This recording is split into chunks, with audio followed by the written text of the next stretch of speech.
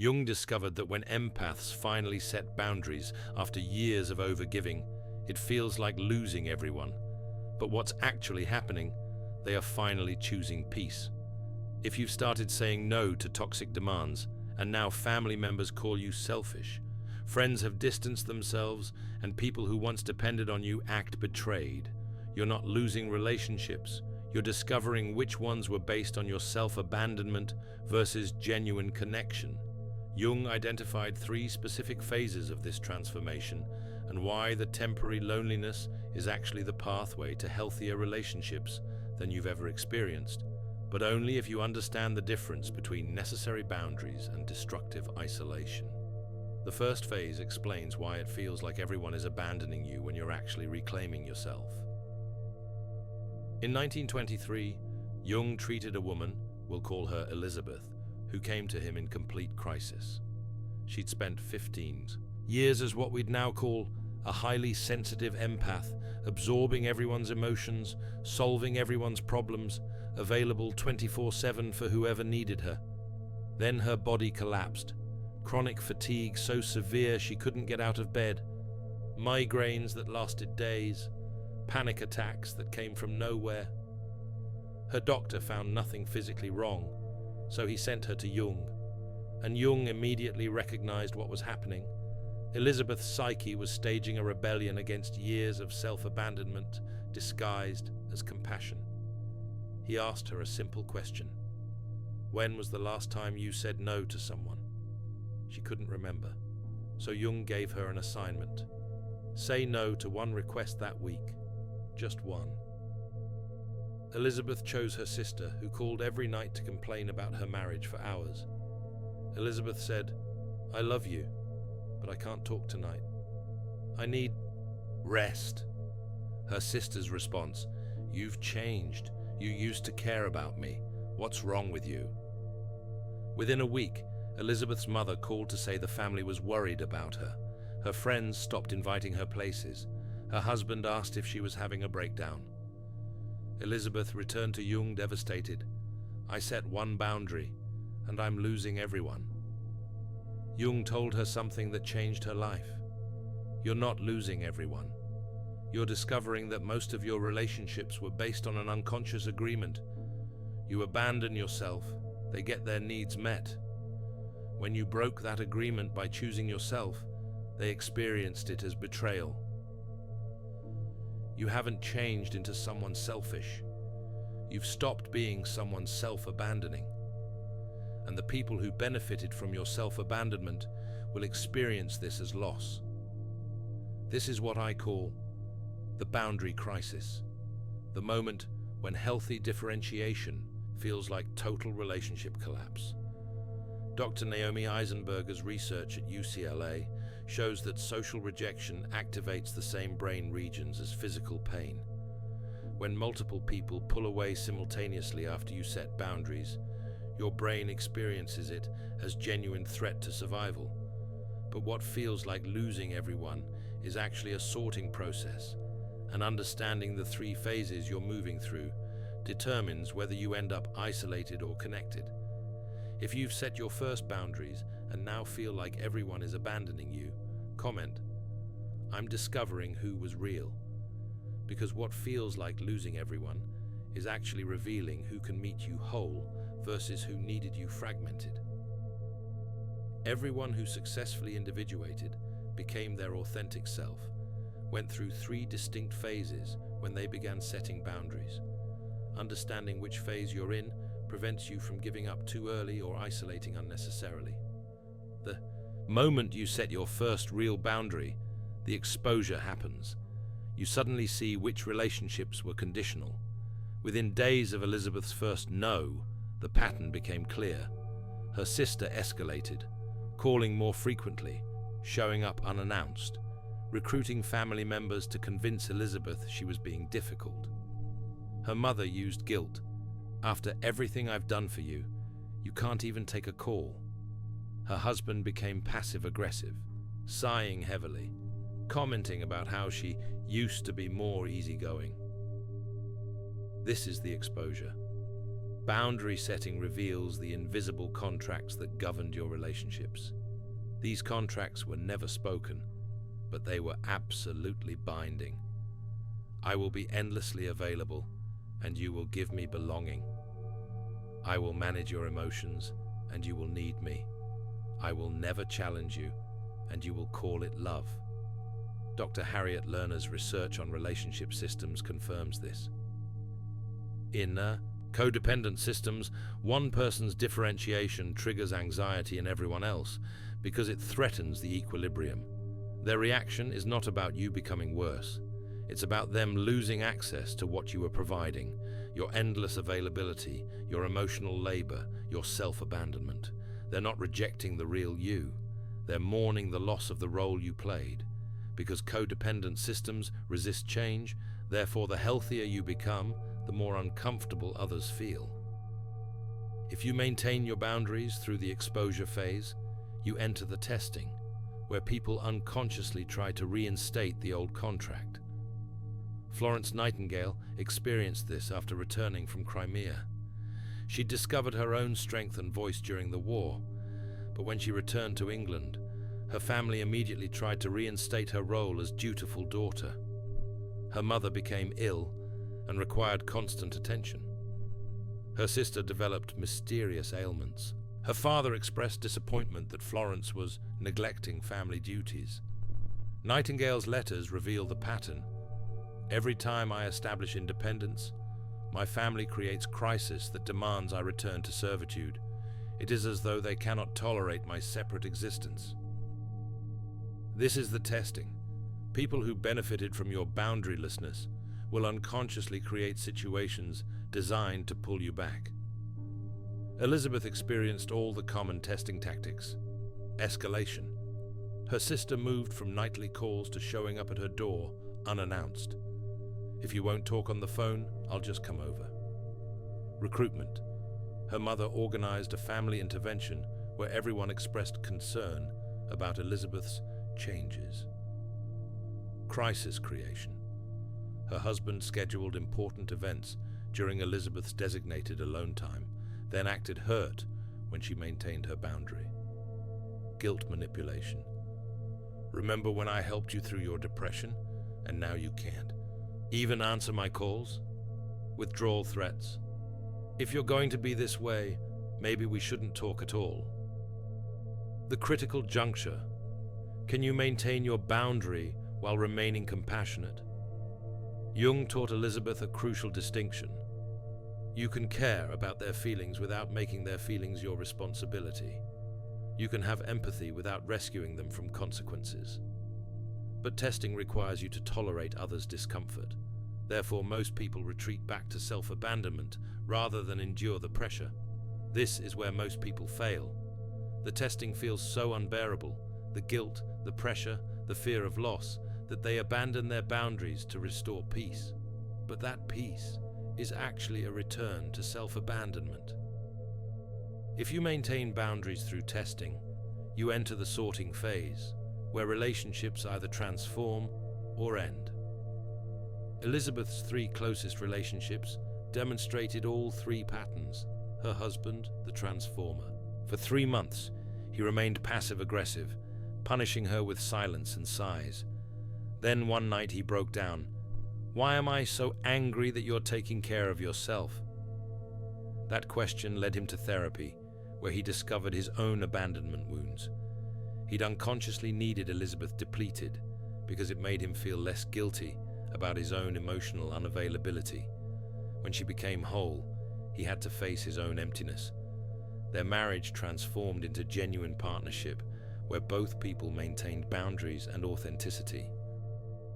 Her mother, the acceptor.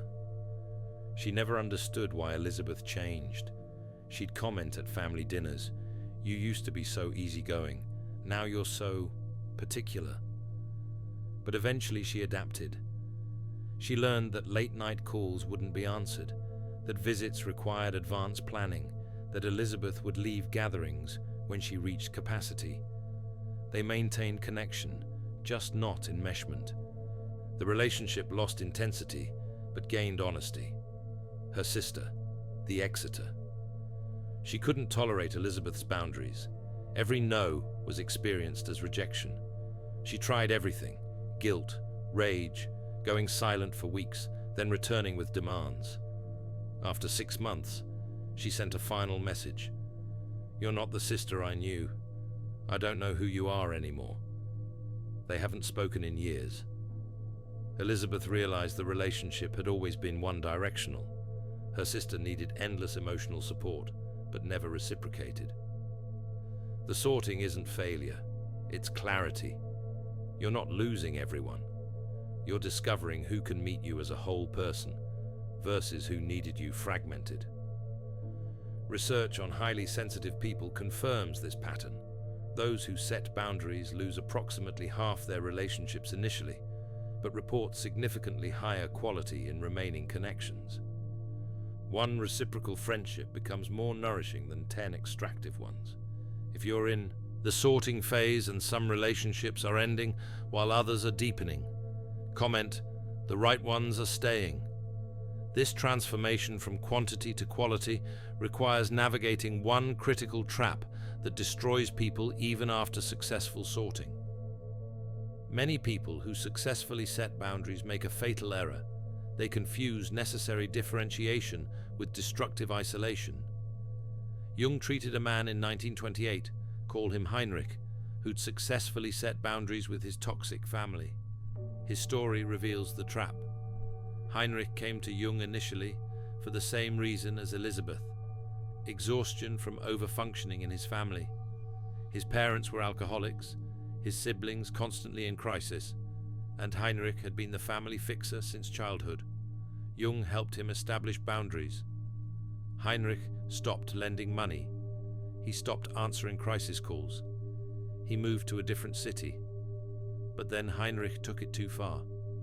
When Jung saw him, a year later, Heinrich had cut off not just toxic people, but everyone. He'd quit his job because his boss didn't understand him. He'd ended a romantic relationship because his partner made emotional demands. He'd stopped attending his church because people there were unconscious. Heinrich sat in Jung's office, completely alone, and said, "I'm finally at peace. I've removed all the toxic people from my life." Jung asked, "And who remains?" Heinrich looked confused. "Myself. That's all I need. I'm too evolved for ordinary relationships." This is the isolation trap, using spiritual language to justify complete withdrawal driven by fear, not consciousness. Jung spent months helping Heinrich see the difference. He showed him that at first, Heinrich had been setting healthy boundaries with genuinely toxic people. But then, fear took over. Heinrich began interpreting every relationship difficulty as others' unconsciousness rather than examining his own behavior. Every conflict became evidence that he was too evolved rather than opportunity for growth. The critical distinctions. Heinrich at 6 months, healthy differentiation. I need distance from my alcoholic parents to heal. I'm maintaining friendships with people who respect boundaries. I'm lonely sometimes, but I'm building toward healthier connections. Heinrich at 1 year, destructive isolation. Everyone is unconscious. I'm better off alone. People who can't handle my truth don't deserve access to me. Solitude is spiritual superiority. His mental health told the story. During healthy boundary setting, his depression lifted, energy returned, creativity flourished. During isolation, depression returned worse than before. Anxiety increased. He experienced paranoid thoughts that people were talking about him, plotting against him. Jung wrote, "Individuation does not isolate, it connects, but on new terms, conscious terms, where both people maintain their wholeness." Research supports this. Healthy boundary setting correlates with increased social connection quality, while isolation, even when rationalized as self-care, correlates with declining mental and physical health. The warning signs you've crossed from differentiation into isolation. Pattern 1. Total relationship loss. You've lost all relationships, not just toxic ones. You interpret every conflict as others being unconscious. You feel superior to people who maintain relationships. You've stopped seeking new connections. Pattern 2. Declining mental health. Your mental health is getting worse, not better. Depression, anxiety, or paranoia increasing. You're using spiritual language to justify withdrawal. You refuse to examine your own behavior in conflicts. If you notice these patterns, it's time to seek professional support. This isn't weakness, it's wisdom. Jung himself underwent analysis multiple times throughout his life because he understood that no one can see their own blind spots alone. The goal isn't to become a hermit who's too conscious for relationships. The goal is to become whole enough that you can have genuine relationships where both people maintain their boundaries and authenticity. You didn't survive toxic relationships just to spend the rest of your life alone. You survived them so you could finally experience what real connection feels like. After the sorting comes something most people don't expect: the rebuilding phase, where you discover relationships you never knew were possible. 6 months after Elizabeth began setting boundaries, something unexpected happened. She met someone at a support group who immediately felt different. This woman, call her Marie, asked Elizabeth about herself and actually listened. When Marie shared her own struggles, she didn't make them Elizabeth's responsibility. They agreed to meet for coffee. At coffee, Marie said, "I can only stay an hour. I have a therapy appointment."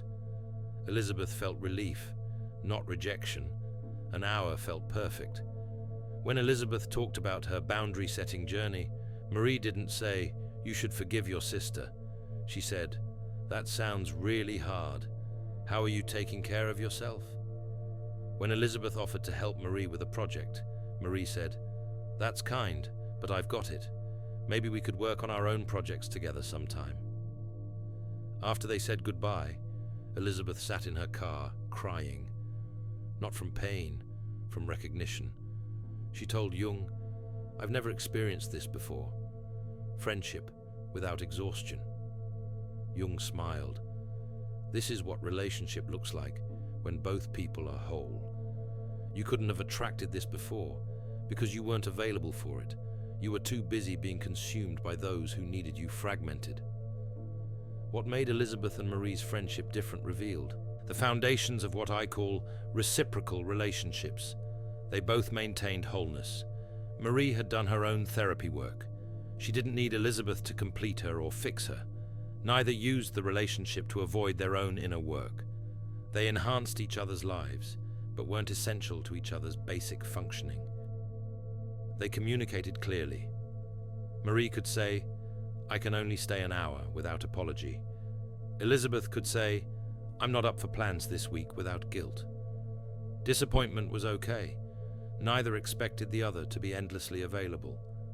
Support flowed both directions. When Elizabeth's mother was in the hospital, Marie brought food and sat with her. When Marie struggled with work stress, Elizabeth listened without trying to fix it. The relationship had balance, not perfect equality in every moment, but reciprocity over time. They respected each other's autonomy. Marie had other friends. Elizabeth had other interests. Neither felt threatened by the other's separate life. Your wholeness doesn't threaten me. My wholeness doesn't threaten you. This is what Jung meant by the transcendent function, the ability to hold paradoxes. You can be strong and need help. You can be independent and want connection. You can have boundaries and deep intimacy. Elizabeth's practical technique for maintaining reciprocal relationships. The boundary audit. Monthly, she reviewed each relationship. Does this person respect my boundaries? Do I feel energized or depleted after our interactions? Is there reciprocity over time? If the answer was consistently negative, the relationship needed renegotiation or release. She also learned to actively seek what Jung called the conscious community, others who value healthy differentiation. She found them in a codependency recovery group where people practiced boundaries together, a Jungian study circle, where psychological growth was the norm. Jung wrote, "You cannot maintain individuation in isolation. You need others who have also chosen the difficult path of becoming whole." The loneliness Elizabeth felt during the sorting phase was temporary. The friendships she built after, with Marie and others who could meet her whole, became the foundation of a completely different life. Maya Angelou described this exact transformation after leaving her abusive marriage. She wrote, "I had to lose everyone who knew me as small before I could meet people who could see me whole." Her post-boundary life included deep friendships with James Baldwin, Malcolm X, and others who met her as a complete person. Relationships impossible when she was still self-abandoning. If you're ready to build reciprocal relationships instead of staying isolated, comment, "I choose connection, not codependency." But maintaining these healthier relationships requires one, final integration, balancing autonomy with connection without falling back into old patterns. A year after beginning her boundary work, Elizabeth described her life to Jung. "I wake up without dread. I have coffee alone before my husband wakes. That's my time. I see Marie once a week. My mother visits monthly with advance notice. I say no without guilt when I need to, and I say yes with genuine enthusiasm when I want to. I'm alone often, but I'm not lonely. I'm connected, but I'm not consumed." Jung smiled. "You've discovered what I spent my life trying to articulate. The goal of individuation is not to become separate, but to become separable, to know where you end and another begins, while choosing to bridge that gap consciously. This is the integration phase, where you can be fully yourself and deeply connected." Elizabeth's daily balance. Morning solitude for integration. Clear boundaries around her time and energy. Regular check-ins with herself. Is this decision honoring me? Saying no without guilt when needed. And genuine presence with people she cared about. Vulnerability within appropriate contexts. Helping when she genuinely wanted to, not from obligation. Seeking support when she needed it. The key, both and, not either or. Autonomy creates capacity for genuine connection. Connection reminds you why wholeness matters. But Elizabeth remained vigilant for 2 warning signs she might slip back into old patterns. Slipping backward, if no started feeling impossible again. If she began attracting people who needed excessive caretaking. If guilt about self-care returned, these signaled the old contract trying to reassert itself. Overcorrecting, if every boundary became absolute. If she couldn't tolerate any requests, if flexibility felt like weakness. This meant she'd swung into defensive rigidity rather than conscious choice. True integration is firm but flexible. Elizabeth's 3 maintenance practices. Monthly boundary review. Where am I maintaining boundaries well? Where am I slipping? Not to judge herself, but to stay conscious. Quarterly relationship evaluation. Is there reciprocity in each significant relationship? Do we respect each other's boundaries? Is connection nourishing or depleting? Make adjustments as needed. Ongoing support. Elizabeth stayed in therapy for 2 years after her initial crisis. Jung emphasized this wasn't failure, it was commitment to consciousness. He was in analysis throughout his life. Jung's final wisdom. I am complete within myself, and I choose connection with others. I can be alone without loneliness, and together without dissolution. I set boundaries without cruelty, and maintain them without guilt. I help others when I genuinely want to, and refuse when I genuinely can't. I am whole. The transformation timeline Elizabeth experienced. Months 1 to 2. Boundary crisis. Felt like losing everyone. Months 2-4. Testing and sorting. Relationships transforming or ending. Months 4-8. Rebuilding with reciprocal relationships. Year 1+. Integration maintenance. Autonomous with connection. Your timeline may vary, but the pattern holds. Temporary disruption leads to permanent improvement if you don't give up during the crisis or overcorrect into isolation. When healthy boundaries feel like losing everyone, what's actually happening? You're not losing everyone. You're discovering who can meet you whole. The pain is real, but it's labor pain. Something new is being born. The loneliness is temporary, but the relationships you're building are permanent because they're based on truth, not pretense. Some people couldn't handle you fragmented and compliant. They'll leave. Let them. The ones who can handle you whole and authentic, they're the ones worth keeping, and new ones who match your wholeness will arrive once you've made space for them.